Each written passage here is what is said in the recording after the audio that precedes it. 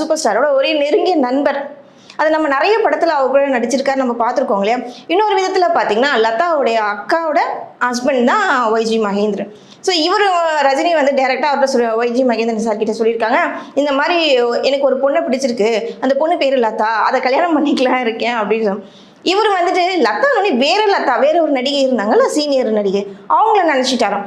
என்னப்பா உன்னோட வயசுல மூத்தவங்க அவங்களே நீ கல்யாணம் பண்ணிக்கப்படியேப்பா, அவங்கள நான் சொல்லலை, உன்னோட மச்சினிச்சி உன்னோட ஒய்ஃபோட தங்கச்சி லதாவை தான் நான் வந்து எனக்கு பிடிச்சிருக்கு, மேரேஜ் பண்ணிக்கிட்டு அந்த பொண்ணை பண்ணி வச்சா என் லைஃப் நல்லா இருக்கும்னு நான் நினைக்கிறேன் அப்படிங்கிற மாதிரி ஓப்பனாக சொல்லியிருக்காரு. ஸோ நண்பர் இல்லையா ஒய்ஜி மகேந்திரன் சார், அவங்க வந்து ஃபேமிலியில் பேசியிருக்காரு, இந்த மாதிரி இப்போ பீக்கில் இருக்க சூப்பர் ஸ்டார் ரஜினிகாந்த் வந்துட்டு நம்ம பொண்ணு மேலே லதா மேலே ஆசைப்படுறாரு, கல்யாணம் பண்ணலாமா அப்படின்னு அவங்க வீட்டுக்குள்ளார பேசியிருக்காரு. அவங்க வீட்டில் இருக்க முக்கியமானவங்கள்ட்டெல்லாம் பேசியிருக்காரு. அதே டைம் இவங்க என்ன பண்ணியிருக்காங்க, அதே டைம் நம்ம சூப்பர் ஸ்டார் ரஜினிகாந்த் என்ன பண்ணார்,